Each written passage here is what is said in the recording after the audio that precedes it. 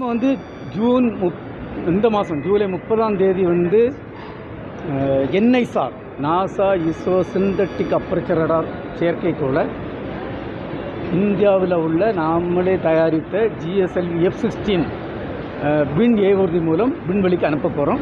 740 கிலோமீட்டரில் கொண்டு விட போகிறோம். இந்த செயற்கைக்கோள் பார்த்திங்கன்னா இது ஒரு முக்கியமான செயற்கைக்கோள். இதில் வந்து 2 முக்கிய பேலோடு இருக்குது. ஒரு எஸ் பேண்ட் சிந்தட்டிக் அப்பர்ச்சர் ரடார்னு சொல்லுவோம். அது மாதிரி L pant synthetic aperture radar. L pant SR வந்து JPL லேப் USA இருந்து அவங்க தயாரித்தது. எஸ் பேண்ட் இந்த செயற்கைக்கோள் இது வந்து பார்த்திங்கன்னா அந்த பேர் நம்ம தயாரித்தது. சிந்தட்டிக் அப்பர்ச்சர் ரடார் செயற்கை இது பேரோடுன்னா என்னென்னா, மேகம் இருந்தாலும் மழை இருந்தாலும் எல்லா ஆல் வெதர் கண்டிஷனில் 24 மணி நேரமும் ஃபோட்டோ இந்த பூமியை வச்சு ஃபோட்டோலாம் எடுக்க முடியும். அது அப்படிப்பட்ட ஒரு செயற்கைக்கோளாகும். இது வந்து ஒரு முக்கியமான செயற்கைக்கோள். இந்த செயற்கைக்கோள் வந்து பூமியில் உள்ள பழங்களை கண்டுபிடிக்கிறதுக்கும், பூமியில் உள்ள இந்த சில நிலச்சரிவு இந்த மாதிரி டிசாஸ்டர் இதெல்லாம் கண்டுபிடிக்கிறதுக்கும் பயன்படும். ஒரு 12 நாளைக்கு ஒருக்கா பூமியை ஃபுல்லாக வந்து ஃபோட்டோ எடுக்க முடியும். எடுத்து குளோபல் கம்யூனிட்டி, இந்தியாவுக்கு மட்டும் இல்லை, அமெரிக்கா மட்டும் இல்லை, குளோபல் கம்யூனிட்டியில் எல்லாருக்கும் இது பயன்படக்கூடிய ஒரு செயற்கைக்கோள்.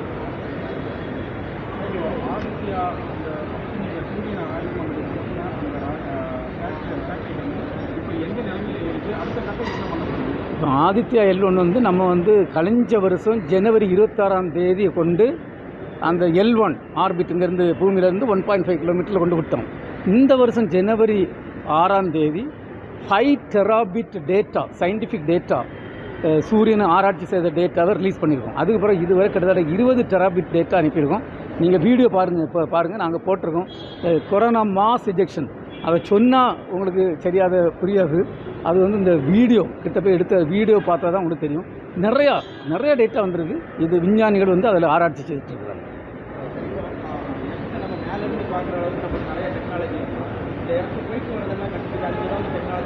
அது we are on the job. இப்போ ஒன்று தானே டெவலப் பண்ணிகிட்ருக்கோம். we are developing.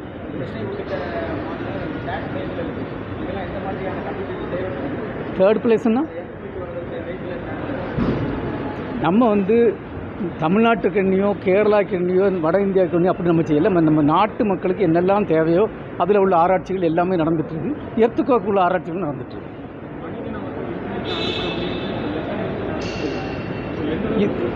இப்போ நம்ம மனிதனை விண்வெளிக்கு அனுப்பக்கூடிய ககன்யான் திட்டத்தில் வந்து முக்கியமாட்டு 3 அன்க்ரூடு மிஷன், ஆள் இல்லாமல் 3 மிஷன் அனுப்பணும். அதுக்குள்ளே வாகனம் இப்போ ரெடி ஆகிட்டு இருக்கு ஸ்ரீஹரிகோட்டாயில். இந்த வருஷம் டிசம்பரில் வந்து அனுப்புதாட்டு இருக்கும். அதில் வயோமித்ரான்னு ஒரு ரொபாட், ஒரு ஆஃப் ஹியூமனாய்டு, ஆளுக்கு பதிலாக ஆஃப் ஹியூமனாய்டு வச்சு அனுப்ப போகிறோம். அதுக்கு பிறகு இது வெற்றி அடைஞ்சாச்சுன்னா அடுத்த வருஷம் 2 அன்க்ரூடு மிஷன், அன்க்ரூடுன்னா ஆள் இல்லாமல் ராக்கெட் அனுப்புறது, 2 அனுப்பி அனுப்பி அது சோதனையெல்லாம் வெற்றி அடைஞ்சாச்சுன்னா 2027 மார்ச்சில் நம்ம பாரத பிரதமர் டிக்ளேர் பண்ணியிருக்கிறாங்க. மார்ச்சில் வந்து 2027 மார்ச்சில் ஆட்களை அனுப்பதாட்டு இருக்கு.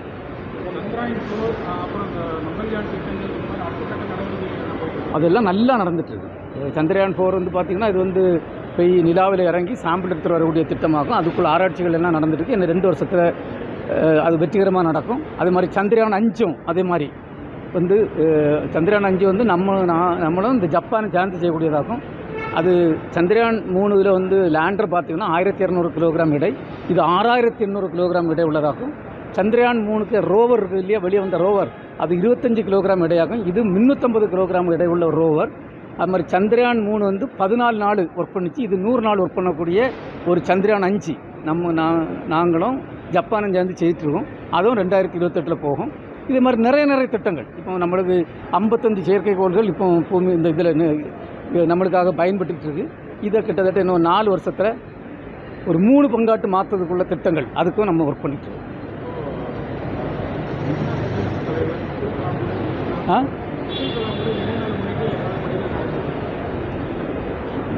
அவருடைய நினைவு நாளுக்காக தான் நான் இன்றைக்கி போயிட்டு வரேன். இங்கே ராமேஸ்வரத்துக்கு போயிட்டு எல்லா ஸ்டூடெண்ட்ஸ் எல்லாம் பார்த்து, அவங்க ஃபேமிலி எல்லாம் பார்த்து எல்லாம் இது பண்ணிட்டு தான் திரும்பி வரேன். இல்லை, அவர் வந்து ஒரு பெரிய ஒரு தலைவர். உங்களுக்கு எல்லாம் தெரியும் இல்லையா, ஒரு முதல் எங்கள்கிட்ட ராக்கெட் SLV-3 ப்ராஜெக்ட் டைரக்டர், அப்புறம் மிசைலுக்கு ப்ராஜெக்ட் டைரக்டராக இருந்திருக்காங்க. அதுக்கப்புறம் அட்டாமிக் எக்ஸ்ப்ளோஷனில் ஒர்க் பண்ணியிருக்காங்க. அவங்க வந்து ஒரு பெரிய ஒரு இன்ஸ்பிரேஷனல் லீடர். ஸோ அவருக்காக நாங்கள் எந்த ஒரு திட்டமும் ஒர்க் பண்ணிட்டு இல்லை. நம்ம நாட்டு மக்களுக்காக என்ன வேணுமோ அந்த மாதிரி ஒர்க் பண்ணிட்டுருக்கோம். இல்லை அந்த மாதிரி அவருடைய பேரில் அந்த மாதிரி ஒரு திட்டமும் இல்லை. ஃபியூச்சரில் ஏதாவது வாய்ப்பு இருக்குங்களா? அது will see in the future. Okay. Okay, thank you.